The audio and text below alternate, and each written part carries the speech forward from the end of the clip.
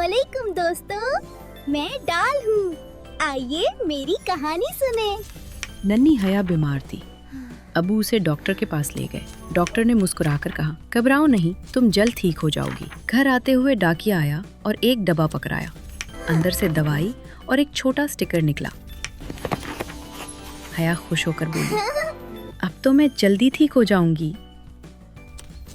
मुझे उम्मीद है कि आपको मेरी कहानी पसंद आई होगी। अलविदा दोस्तों, अगली बार मिलते हैं। अस्सलामुअलैकुम दोस्तों, मैं ज़ौल हूँ। आइए मेरी कहानी सुने। दिशान अपने अब्बू के साथ गोदाम गया, जहाँ आटे का बड़ा जखीरा रखा था। उसने आटे के नन्हे नन्हे जर्रात अपने हाथ में लिए। वो गौर से उन्हें देखकर बोला, अब्बू ये आटा हमारे किस काम आता है?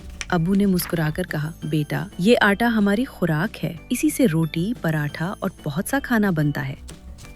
दिशान ने खुशी से सर हिलाया और बोला, अच्छा तो फिर आटा तो बहुत जरूरी होता है। मुझे उम्मीद है कि आपको मेरी कहानी पसंद आई होगी। अलविदा दोस्तों, अगली बार मिलते हैं।